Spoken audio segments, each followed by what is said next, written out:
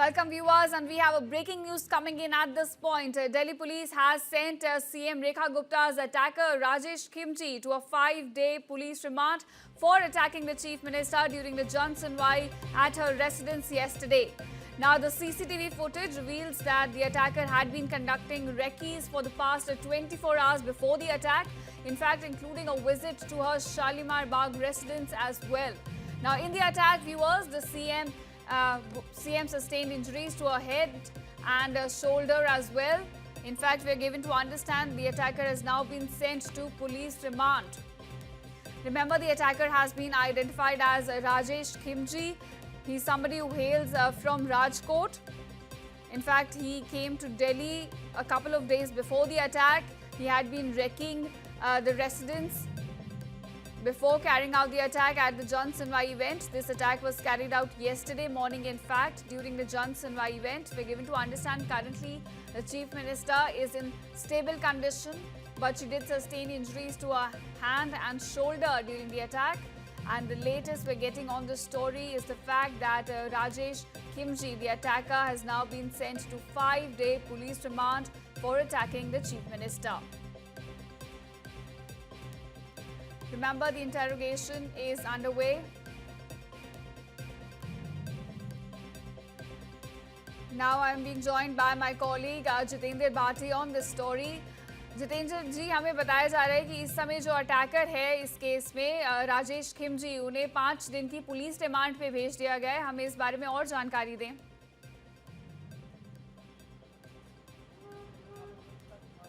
बिल्कुल, देखिए जहां मैं खड़ा हुआ हूं यही वो मुख्यमंत्री का जन सेवा सदन है, जहां पर अब से 24 घंटे पहले इस वारदात को अंजाम दिया गया।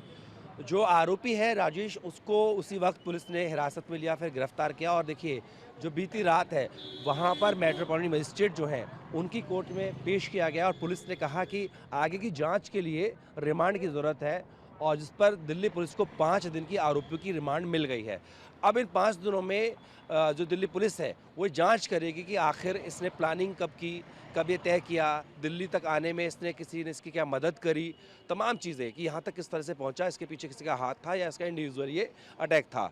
साथ ही साथ आपको बता दें, ये जो जगह आप देख रहे हैं जहाँ पर इस घटना को अंजाम दिया है, यहाँ पर दिल्ली पुलिस की टीम जो है वो आरोपी को लेकर के आएगी। सीन को रिक्रिएट किया जाएगा, उसमें मुख्यमंत्री नहीं होंगी, लेकिन जहाँ पर वो बैठी थी किसी और को बिठाकर सीन को रिक्रिएट किया जाएगा। जो विटनेस हैं वो बताएंगे कि आखिर किस तरीके से इस घटना को अंजाम दिया गया था, और वहाँ पर उसको जब रिक्रिएट करेंगे तो किस तरीके से कल फॉरेंसिक साइंस लेबोरेटरी के जो साइंटिस्ट हैं वो यहाँ पर आए थे, एफएसएल की टीम आई थी।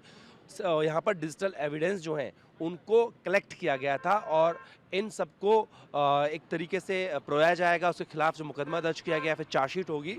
तो पूरा एक प्रोसेस है जिसको दिल्ली पुलिस फॉलो करेगी। अभी की बात करूँ तो जो आरोपी है वो पुलिस की कस्टडी में है, और उससे लगातार पूछताछ की जा रही है ताकि पता लगे कि आखिर उसका मकसद क्या था इस सब को, घटना को अंजाम देने के पीछे।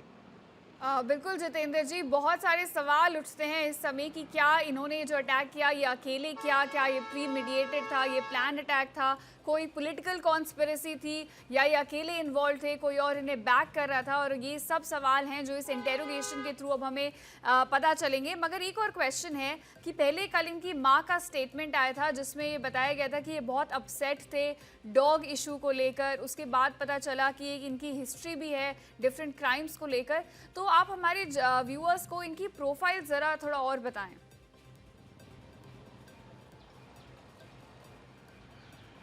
बिल्कुल, देखिए ये जो राजेश है 41 साल उम्र है, राजकोट का रहने वाला है, और जो उनके पेरेंट्स हैं उन्होंने कल TV9 नेटवर्क को बताया कि वो डॉग लवर है। लेकिन जब इनकी अपराध की पूरी फहरिस्त खंगाली गई तो पता लगा कि ये आदतन अपराधी हैं, और बहुत सारे मामले राजेश के खिलाफ चल रहे हैं, जिसमें से बताया जाता है एक मामला ये भी है कि एक व्यक्ति के ऊपर उन्होंने तलवार से हमला कर दिया था, यानी कि वायलेंट नेचर इनका रहा है।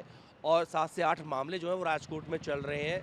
तो ऐसे में सिर्फ डॉग लवर होना पूरी बात जो है वो नहीं लगती, हैबिचुअल ऑफेंडर है ये लग रहा है, क्योंकि जितना उसके खिलाफ मुकदमे हैं उसको देखते हुए तो दिल्ली पुलिस जो है वो गुजरात पुलिस के संपर्क में है, और वहाँ पर उसके खिलाफ जो भी मामले चल रहे हैं उसकी पूरी जो हिस्ट्री है क्राइम की उसको मंगाया जा रहा है, खंगाला जा रहा है, उसको एवेल्यूएट किया जा रहा है कि आखिर ये ऐसे वॉलेंट क्यों होता था और क्या इस दौरान जब इसके इतनी बड़ी फहरिस्त निकल के आई है, पूरा एक रिजॉन्डर निकल के आया है जिसमें डॉजियर है, इसमें उसके पूरे अपराध की पूरा रिकॉर्ड है, तो क्या ये किसी ऑर्गेनाइजेशन के साथ में काम करता था या इंडिविजुअली करता था और यहाँ तक कैसे वो पहुँचा, और उसकी किसी ने मदद की, किसी ने मोटिवेट करके उसको भेजा, या वो अंदर अकेला गया था या उसके और भी साथी मौजूद थे।